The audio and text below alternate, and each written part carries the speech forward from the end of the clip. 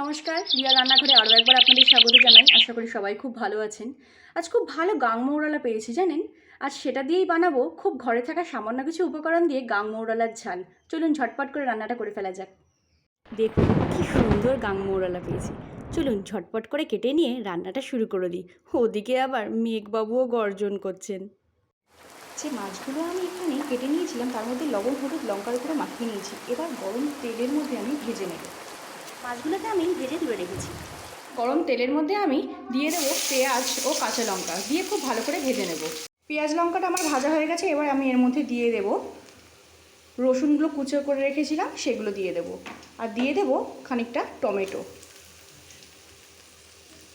তার মধ্যে দিয়ে দেবো পেঁয়াজ লঙ্কাটা ভাজা হতে হতে আপনাদের একটা জিনিস দেখাই। দেখুন কি সুন্দর পেয়ারা হয়েছে না আমাদের কাছে, খুব মিষ্টি খেতে। দেখুন এখানে আমার মশলা থেকে তেল ছেড়ে এসছে। এবার আমি অল্প করে জল দিয়ে দেব, দিয়ে আরও খানিকক্ষণ। দেখুন আমার কষানো হয়ে গেছে। এবার আমি ওর মধ্যে জল দিয়ে দিয়েছি। জলটা একটু ফুটে আসলেই ওর মধ্যে ভেজে রাখা মাছগুলো কিন্তু সব দিয়ে দিতে হবে। গাংমৌরালার ঝালটি কিন্তু আমার রেডি হয়ে গিয়েছে। গাংমৌরালার ঝালটি আমার তৈরি হয়ে গিয়েছে। আমি প্লেটে নামিয়ে নিয়েছি। ভিডিওটি ভালো লাগলে লাইক, কমেন্ট, শেয়ার, সাবস্ক্রাইব করতে ভুলবেন না। পাশে থাকা বেল আইকনটি প্রেস করে দেবেন, যাতে রান্না যখনই আমি পোস্ট করব সবার আগে যেন আপনার কাছেই পৌঁছয়।